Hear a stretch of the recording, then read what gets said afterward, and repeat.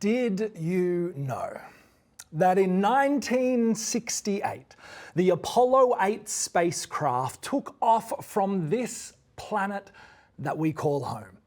It was the first spacecraft to leave behind the Earth's atmosphere and orbit all the way around the moon. Now, on the fourth orbit, the astronauts held a camera up to the window and they took a photo of our home, the Earth. And the Earth that they could see, it was the millions upon millions of individual species, all holding on to a little blue bird flying through an infinite black sky. It was the 3.5 billion humans of that time. It was red desert sands and ocean blue and whirling clouds and raging thunderstorms seen from above like fireworks exploding across the globe. And it was also oil slicks and forests stripped bare and cities out of focus through the haze of their pollution. And you know, those astronauts up there, they remembered how back down here, the day blue sky would seem endless. Yet looking down from above, the infinite blue was just a small halo of a biosphere hugging a tiny, tiny planet in the midst of everything. And those astronauts, they had spent their entire lives focused always on what was above. The Earth and its problems, they were a periphery, secondary. They kind of had to be so they could get up there. And then they were up there looking down here, and as they looked back down here, and the Earth came into focus, and who we are came into focus, and they realized that we are not merely humans living on the Earth, but that we are of the Earth, like the apple is of the tree, like you are to me. If the Earth dies, then we die with it. We're not separate from it. We are dependent on it, regardless of ethnicity or religion or races and borders and hoarders of money. We are quite literally all in this together. We are one. We're one with each other. We're also one with the 1% of rhinos that are left over. We're one with the 3% of tigers left over, 10% of sea turtles left over, one with what is left of our Great Barrier Reef. See, all the fighting and the judging and the wars and the politics and the problems that we have with one another and all the ways that we divide and that we conquer, all these things, when seen from above, they don't even matter anymore. Because the astronauts, they'd gone all the way up there to look back down here and realize the most important thing about this place that we call home. That all of her inhabitants, we walk as one toward the future together. Wow. There's a little poem for you, Chris. Wow.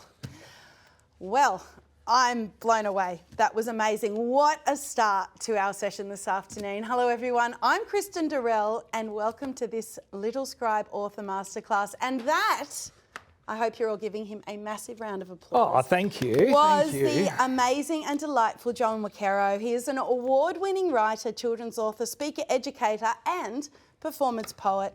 He's been captivating audiences for 15 years on global stages and through the pages of some amazing books, including 8 poetry books. He has the Urban Legend Hunters book and his Heist series. And Joey, you've got a new one coming.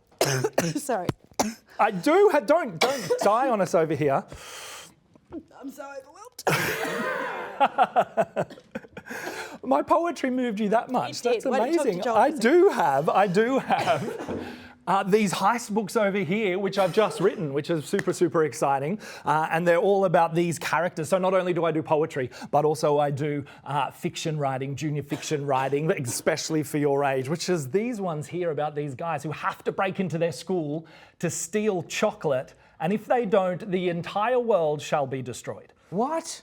That's exactly right, James. Who did these amazing cover illustrations too? This was a guy named Aaron Chenoweth, all the way from the UK, who did those. Are there any internals, or is it just the cover? It's just the cover of these. And the inside is all your beautiful words. And the inside is all my beautiful words, Fantastic. all still about the earth. Because here's the thing, whether it's poetry or whether it's stories, we're still talking about this earth that we are a part of. Amazing. Sorry about that, everyone. That's No, live have you television. recovered? I have recovered. You recovered, I was good. overwhelmed by the poetry. And I also wanted to introduce who you've already seen now, and many of you would already know it's the wonderful James Foley, our resident illustrator, to help us through this session. Hey everybody, how's it going? And if any of you were wondering kind of what the photograph was that Joel was referring to, I've tried to sketch it up here. It's called Earthrise. It's an actual photo that was taken by astronauts on Apollo 8.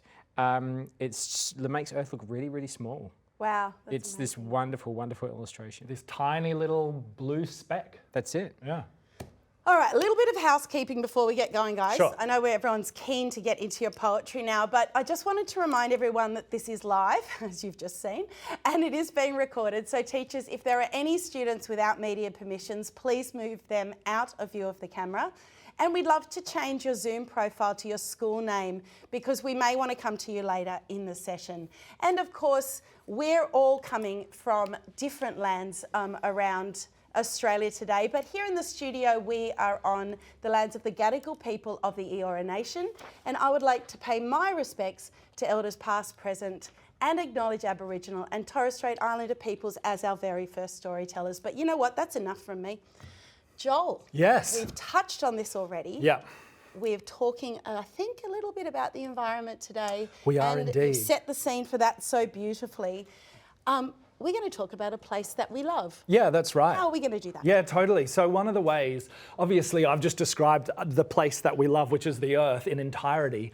But I figure if we are going to try to communicate something about the earth, we're going to try to communicate something about the environment and even maybe convince people that we need to take better care of the environment, a huge thing we need to do, right?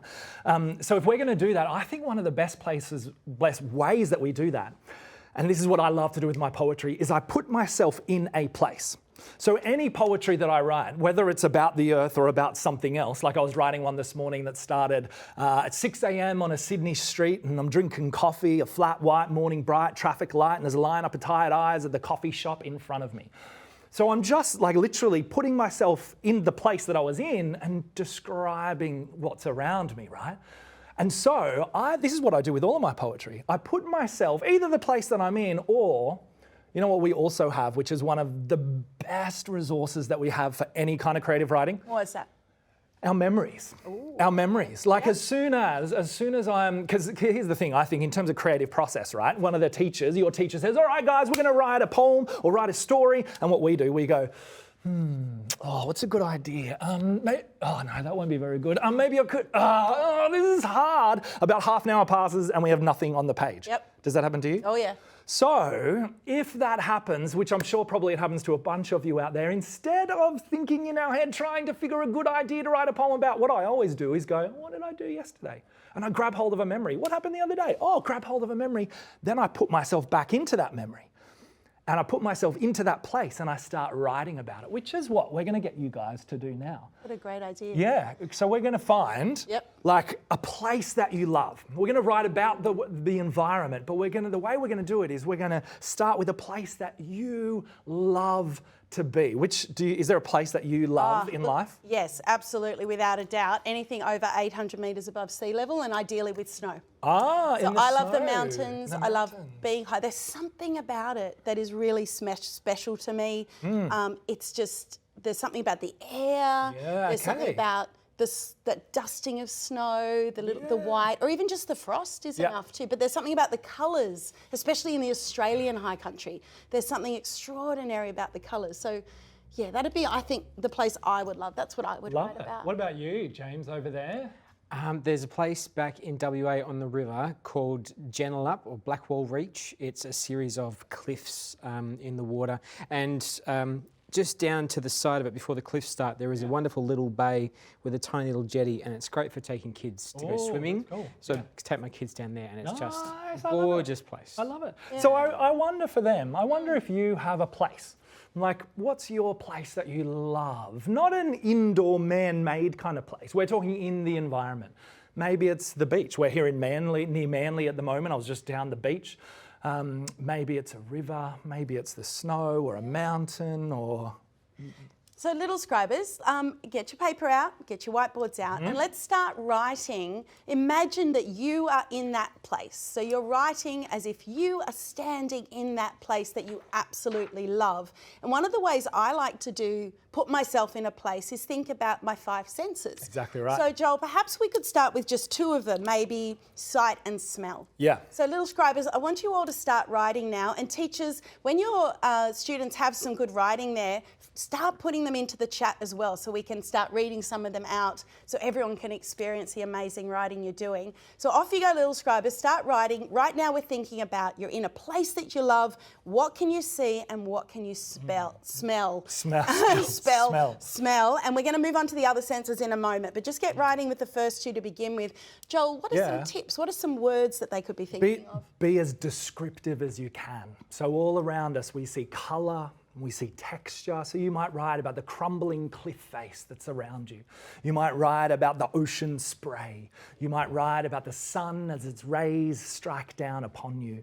And you can see how I'm using slightly poetic language as well. We're going to talk more about that in a bit, how you can bring more of that in, but use a little bit of alliteration scattered throughout, which is the first letter of a few different words.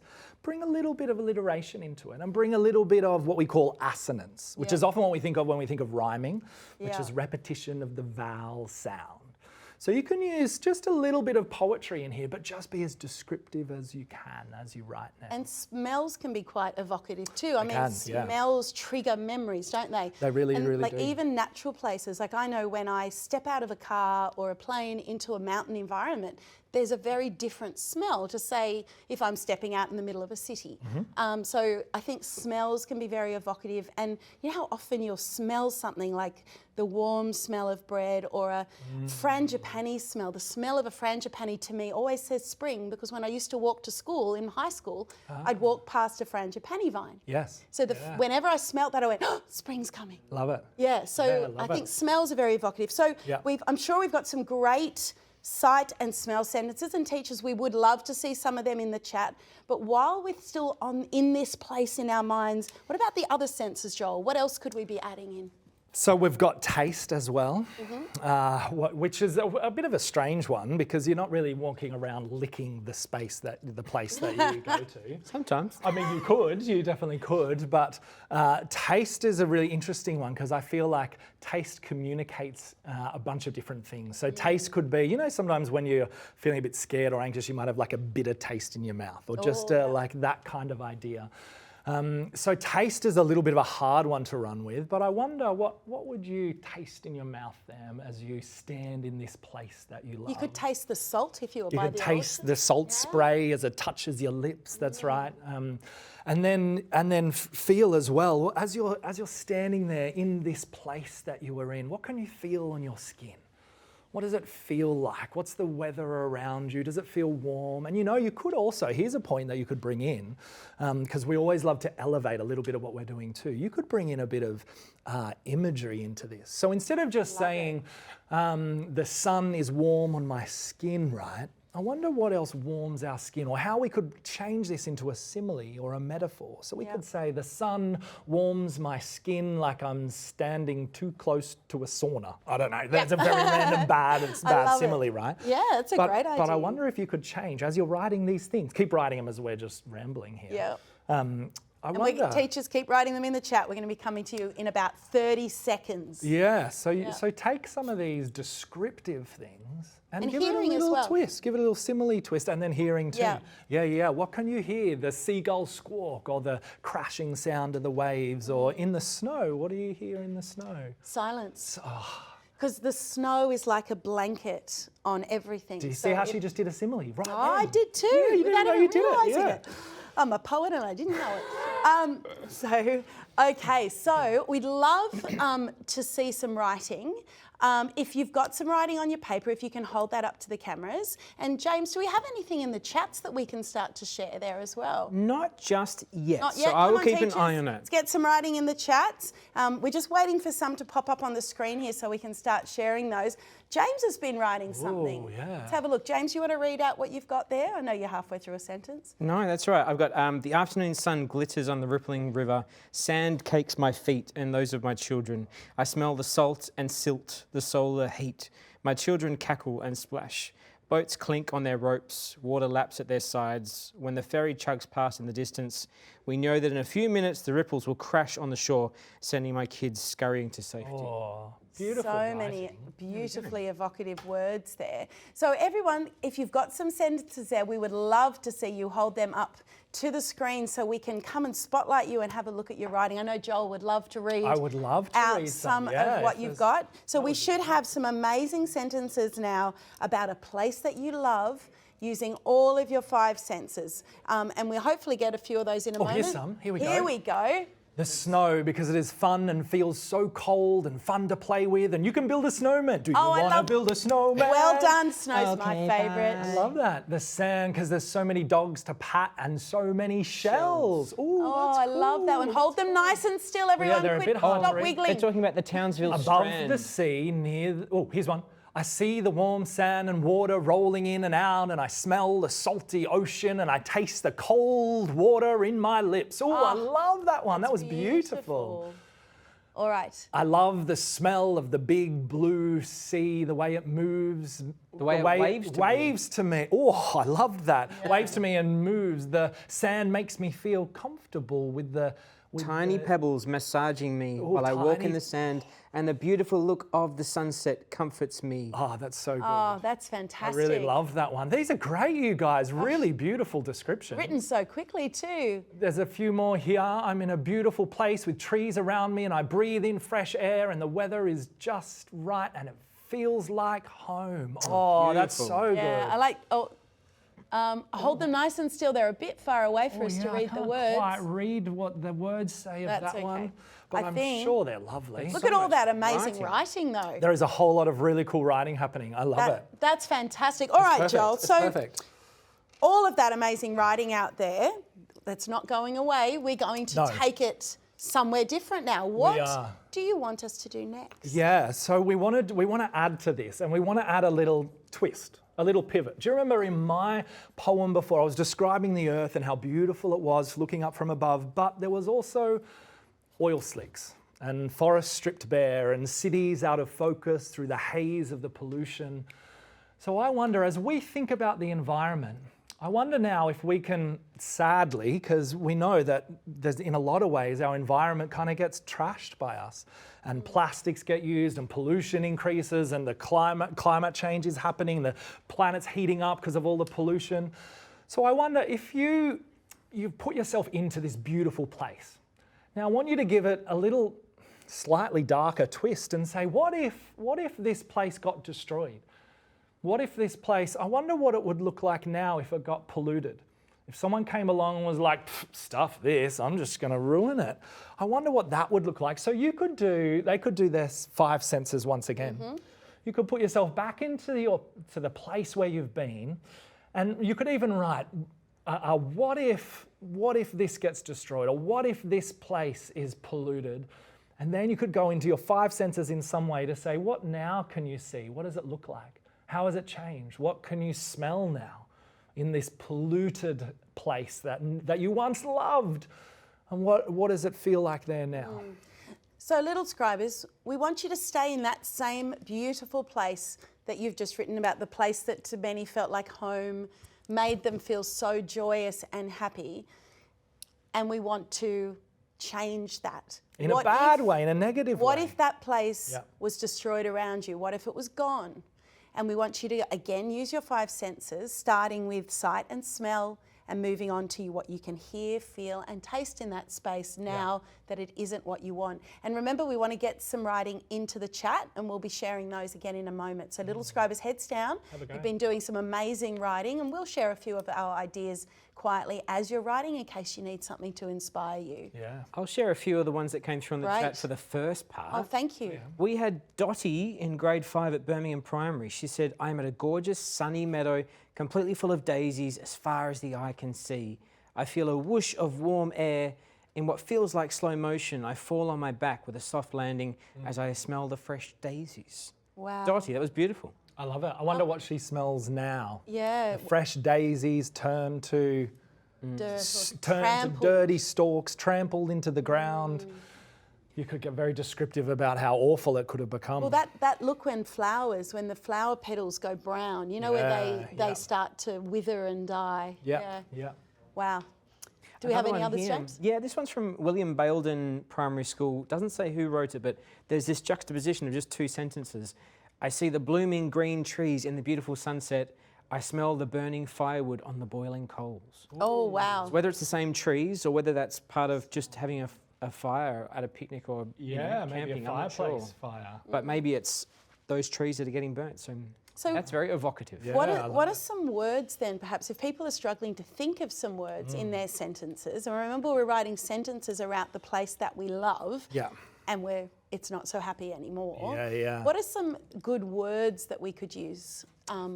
Some really evocative words. Well, so I think if you took exactly what you said before and the way you described it and then flipped those words around, so you might be the green forest that I could see might become the brown sticks left over as the trees have been left to nothing. Whatever. So we're thinking opposites. We're thinking opposites. Yeah, We're that's thinking a great way to opposites. think Or about you could also think for the snow, right? The snow is so lush and beautiful, but then has melted into the sludge of a polluted brown, grey, whatever it might be. Yeah.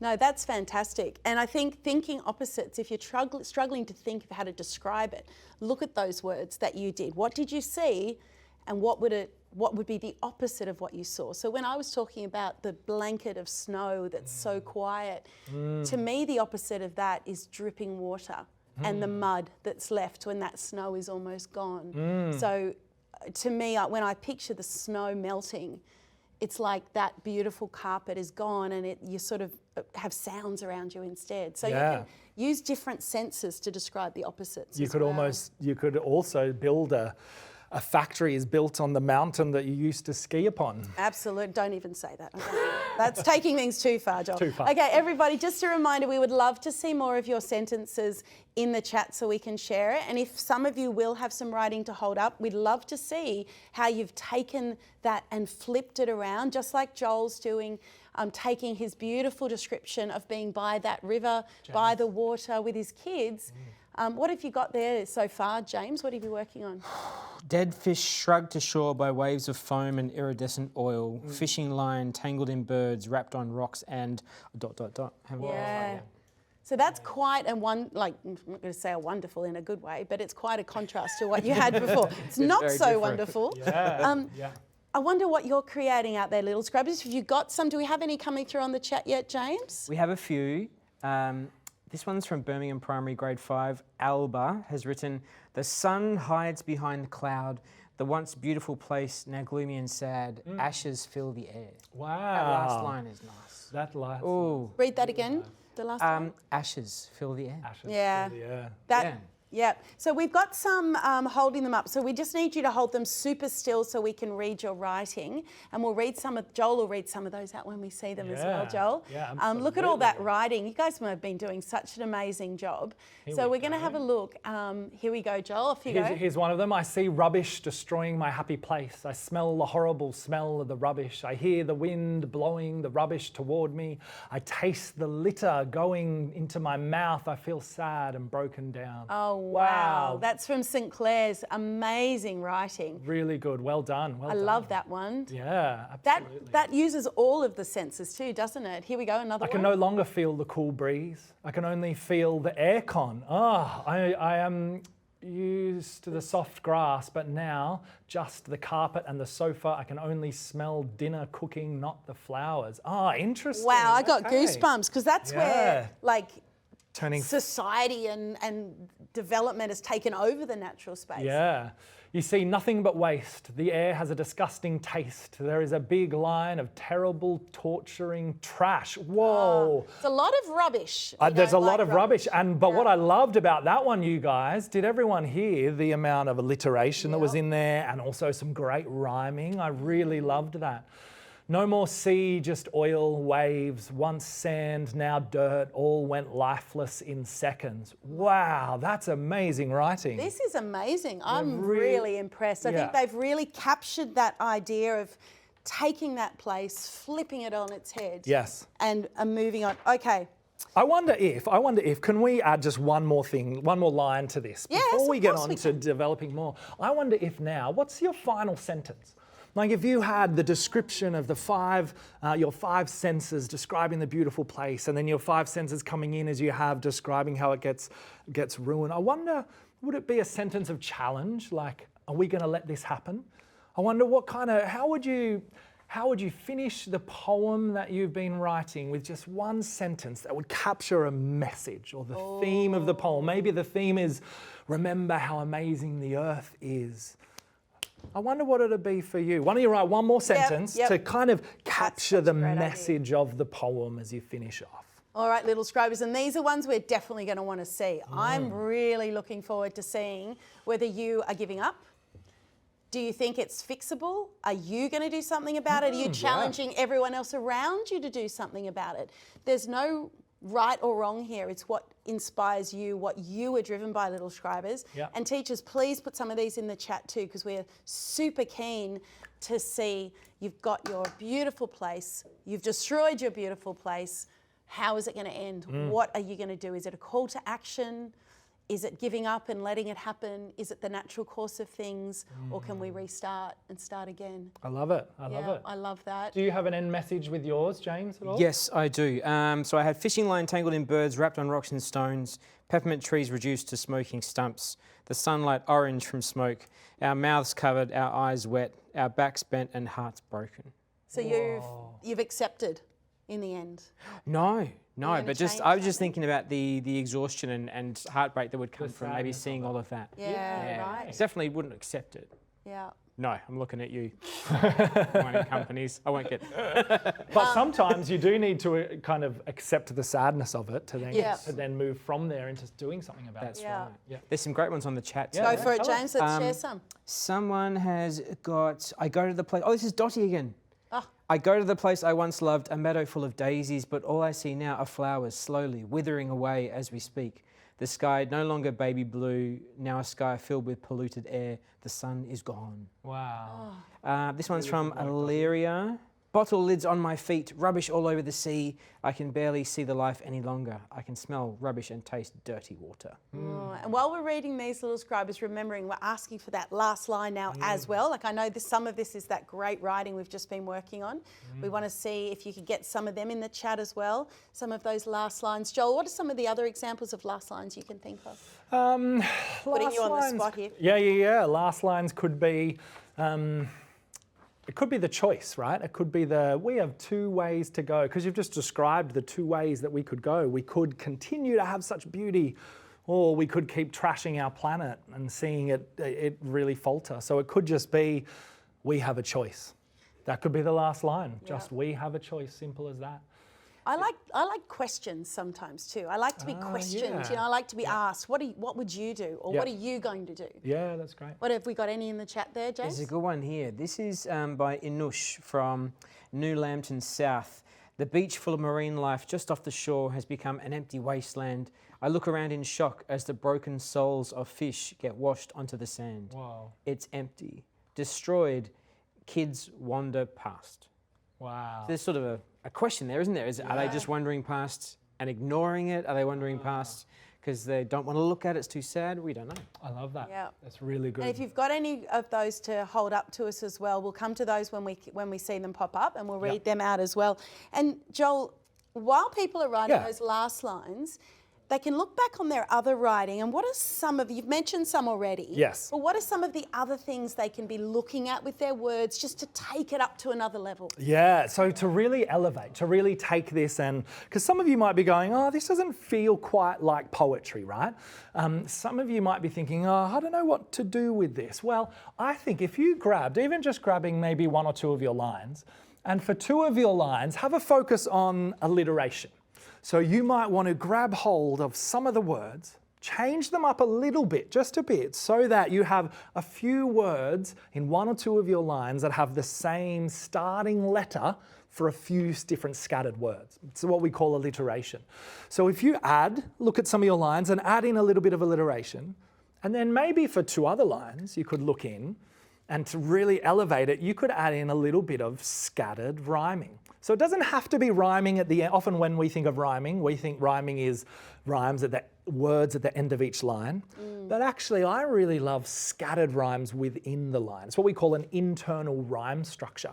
And what it means is that you have rhyming words, or that repetition of the vowel sound, cat, sat, fat, bat, hat, rat, all the sounds there, and you can scatter them around in those two lines of your poetry. So grab two lines and see if you can change a few words around in the flow, as you go, so that these lines, as you scribe them from your mind, they might rhyme on the page. Does that make sense? Yeah, that was brilliant. Can we write that one down? So Littlescribers, you've got just another couple of minutes to write that ending line that Joel has asked you to do, which I think is an amazing way to think of ending your poem. But also, if you've already finished that, go back and start looking at the sentences you've written. See if you can make some of those amazing internal rhymes or rhymes at the end, if that's something that works for you. Yep. Think of some alliteration where we're using the same letter to start different words, to add some rhythm and flow to your writing. So you've just got another minute or so to finish off those sentences and see what you can do to elevate that writing a little. And we'd love to see some of it in the chat, and we will come around and have a look around the country. We'll zoom around in just a moment as well. So if you've already finished, start getting that writing up to the cameras for us so we know you're ready for us to have a look at it. But you've got about another minute or so, and we will start sharing some of those. That was really good. We could write that down. Oh, what I just said then? I don't even know what I said then. I just made it up. Very good. Yeah, thanks. I missed it. I wish I had written it down. Oh, it was really good. It was quite quick. I love the way poems like that flow. I love internal rhymes. That's a really beautiful way of poetry for me. Yeah. Right, here we go. Let's there's have a some look up what here. we've got some. Great. All right. Sad, unfixable, the only thing I can smell is smoke, all is sad and dark. Oh. Whoa, that's that a one's sad ending, isn't sad. it? But yeah, as well, But true. Why it's not? true. Writers' Festival. Fresh air, clean water, and lots of nature everywhere. Seeing nature is better than having nature being destroyed. That's a great agree. ending. I really Yep. like that. That's Great a ending positive sentence. message, isn't it? That is a positive message. Yeah, good one. Very Love good. that one. There we go. Are you going to let this happen? We need to fix it. Come help me do this today. That's an urgent call to action, isn't call it? to action. Yeah, I That's really like that. fantastic. Yep. I will do all I can, but the world has been destroyed with bottle caps and food scraps covering the forest dawn. Nice Wow. rhymes there. That's some really beautiful writing, and I love that you're still going to do all that you can. Yeah. Really important. You know what I really loved about that one was the rhythm in it as well, with that rhyme in Yes, it. yeah. Sorry, James, if you got one there, you can see. No, I just said they put a little arrow next to it. Little things make a big difference. Little things do make a big difference. Absolutely, I love that. And that's using little and big to add to the sense of the message. Yes, and this last one here, I see rubbish floating in the water and cut down trees. I smell the faint smell of smoke. I can hear birds screeching, and I can feel Burnt rocks and sticks. rocks and sticks. No more happiness or love, only destruction, desperation, and depression. Oh, some good alliteration there. Yeah, really good alliteration. Wow, Joel, look Wow. what you've inspired. These are This some- is amazing. What I'm loving is they're really challenging poems, aren't they? Like Yeah, really. we have this beautiful world, and yet we're ruining it. What the heck are we doing? Why Absolutely. yeah. Okay, so we have some amazing writing, and Littlescribers, remember, this is your first draft. So while we have done a bit of work to elevate it, you can keep working on that. But for the moment, what we're going to do is writing your poem is one thing, but like what Joel did at the very start of this session, performing it is something else. Yeah. And Joel's pretty darn good at performing it, isn't he? I think he's thank you. amazing. Thank you. It's so captivating. Like, I had a coughing fit because I was so overwhelmed. So, Joel, what are some tips for our wonderful little scribers out there? And maybe you can start making some notes about this little scriber so you can go back and add some of this information and work on this so you can perform your poems to your classes as well later. So, Joel, take us through how do we perform our poem? Yeah, so you might have even noticed, right, not just with my poem at the start, but did you notice the way that I was reading out the poems as they came up on the screen for us? Probably sounded different to how you might read your poems. And all I was doing, I was tapping into it's an R word, you know what word it is? Rhythm. I was tapping into the rhythm of the poem. Every poem has rhythm within it. And all you need to, as a poet, right, every sentence has rhythm within it. And all you need to begin to do is start to emphasize certain syllables. Now, I sound like I'm rapping when I'm really just speaking, and I can drop out of that and just talk to you normally again. But then, again, all I got to do is pick up on these sounds. Now I sound like I'm rapping once again, right? So we can be incredibly musical with our poems. In fact, I think, and that's why I love performance poetry, because at its heart is the rhythm and the musicality of it. So what I love to do always, it's super important when we have a poem that we've got here, if your teacher gives you a poem to read in class, read it out loud and see if you can tap into the rhythm of the poem. And with the poems that you have there now, exactly the same. See if you can read it out loud. Maybe, are we going to be able to do this now? What do you think? It might get a little bit noisy in your class. It might be a bit hard. We'll see how we go. But there's a few other things I want to add to that first. So when we read something out loud, we find the rhythm in the poem and where the pauses are so that we can start to play with how it sounds as it comes out of our mouth. So rhythm is one thing. There's a few other things. The way that I love to think about this is, are you ready to perform? Are you ready? And teachers might want to write this down super quickly. You can work through this with students later. The R is for rhythm.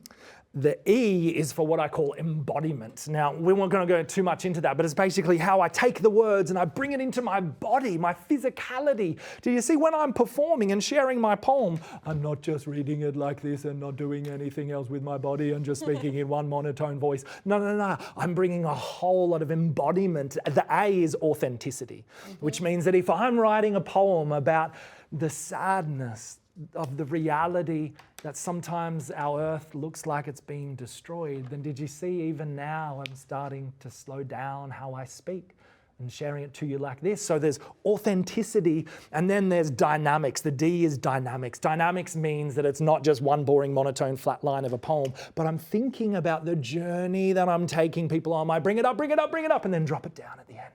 Or I might whisper and then bring it up and bring it up. So I'm playing with the dynamics of tone and pace and volume, changing all these things up. And then maybe you thought that ready was spelt with a Y. Did you think that? Yeah, I did. You did think that ready was spelt with a Y. Most people do, but I spell ready with an I. It's not really how you spell it, but ready with an I. The I is intentionality, being intentional about every action that I make, so that I'm not just wasting all this energy by moving. You know how you get up in front of a class, right? I don't know if you do this and you're reading a poem and you're pretty nervous, so you're just doing this weird little dance that you do up on stage. Instead of doing the weird fidget dance that you do, I'm very intentional about my actions. Ready, are you ready to perform? So the way I think what we could do today, one of the ways that I figure all this stuff out is marking up my work. Yep. So for you, what you could do is have your words there, and then I start to mark things up. So I know that when I'm building up to something, I might give it an underline, and then it's building up even more, double underline. And then when it's at a peak, like at that moment where I'm like, like that, then it'll be triple underlined words. And then I might do like a squiggly line where I want to go really, really fast. I'll put a little dash like this where I want to pause. And I might do a circle around where I'm going to slow down. and bring it back down like that. So I'd love you guys to spend a few minutes marking up your words. You can go over it to yourself, you can underline, you can do little squiggly lines, you can put little or little whatever symbols you want, really. Whatever's going to help Make up your own code. Your own code. You could make up a little code for the tone as well. Maybe there's a few lines that you could make funny. So you could have a little F for funny, not F for failure, like A, B, C, D, F, not F for failed, but F for funny. So you could have a few little symbols. So spend some time, I reckon, marking up your poems and see if you can have a play with how it would sound coming out of your mouth. So little scribers, you're going to have about 2 minutes to do this, and obviously we can't hear you, so we're not going to be able to hear it, but we might have a chance to have a look at some of the marking up that you've done and see what you've thought. But it's great, as Joel suggested, if you want within your own classrooms, you could give this a bit of a go. Joel, what's really struck me about that is I was a journalist for a really long time, and we always marked up our scripts as well. So we would use lines to show pauses or breaks, because if you do read without pause, when we speak naturally, we speed up and slow down and we pause in our talking, but there's a tendency when you have a piece of paper in front of you to, as you were saying, read just steady. And I love ready. I think that's even though it's spelt wrong. Even though it's spelt wrong. Yeah, Sorry I think that's, I'm going to take that with me. I've not heard that before. I really like that. Yeah. But I think the thing I liked the most about it, out of all of the things, is the authenticity, because every little scriber out there is going to write these poems differently. Every one of them has an important story to tell, and it's something I talk about as an author a lot as well, is that every child is unique and everyone has a unique story, and that authenticity is such a special way to do that. Yeah. How you going, little scribers? We'd love you to share your markups on the screen, and if you do, then Joel could perform your poem based on your markups. I wonder how that would go. Bring So when them up you're on the finished, screen. little scribers, hold them up for us so we know you're ready to go. While we're waiting for you to do that, James, have you got James yours might marked have a up? go, over there. I've done a little bit. I've done a little bit because time. I was just getting some other ideas for some words, so I got a little distracted. Sorry. But I will do a little more markup, and I'll keep an eye on the chat as It's well. a bit hard to see some markups. So as soon as you've got your markups ready, little scribers, hold them up clearly to the screen, because then we'll get to see them, and Joel can perform. Do you want me to show you how I'd perform James's? Can I do that? Yeah. What do you think, James? Can I take your piece? Yeah, go for it. Maybe bring it back up. read it? I'll read it from here, We can get back up on there the we go. screen. There we go. All right. I might perform James's piece like this, just to give you an example. Dead fish, shrugged to shore by waves of foam and iridescent oil. Fishing line tangled in frenzied birds, wrapped on rocks and stones. Peppermint trees, fire stoked, now smoking stumps. The sunlight orange from smoke, our mouths covered, our eyes wet, our backs bent and broken. What do you think? How was that, James? Beautiful. Did that fit with how you would, what you were thinking? Beautiful. That was amazing. Beautiful. Yeah, I think one thing that struck me too was I'd repeated this word smoke, so I would then edit it a little bit more, and I would go, maybe I'll think of a different word here, just so we don't get that repetition. Fantastic. Yeah. That's how it goes. We try things out. If it doesn't work, we try it again. But I think that was spot on. Yeah. Great. So I think we're going to not be able to read any of yours out there at the moment, little scribers, but I want you to mark them up though. Keep working on that to perform at home. Yeah. What we like to do, Joel, now is just take a look back at all of the amazing things that we've done. Great. And James has been working super hard over there. We've He's been really had him working working very hard hard, today. yeah. So James is actually going to tell us what he learnt from the session. Oh, great. That's And a then good idea. You'll be able to add a little bit more to that if you like. Wonderful. I learnt lots. We started with Joel reading out that wonderful poem of his, Apollo 8, about the Earthrise photograph and the feelings of the astronauts looking back at our wonderful, wonderful planet. Joel likes to put himself in a place when writing a poem. He can use his memories and go back and visit them and get ideas. We wrote about places that we love using our senses, but then we had those good places go bad and we wrote about them again. And then we looked at how we perform our poems. We got ready, rhythm, embodiment, authenticity, dynamics, intention, and then we came back and did some markup to figure out how we might perform our poems as well. So that's what we went through. Fantastic. Good Fantastic summary. fun. Wow, Yeah. that's fantastic. Well, what a fabulous and inspiring workshop, Joel. But just remember, everyone, the fun doesn't stop here. We would love you to brainstorm in your class who you might like to share your writing with, perhaps your favourite author or family, and you could even perform your poems for them.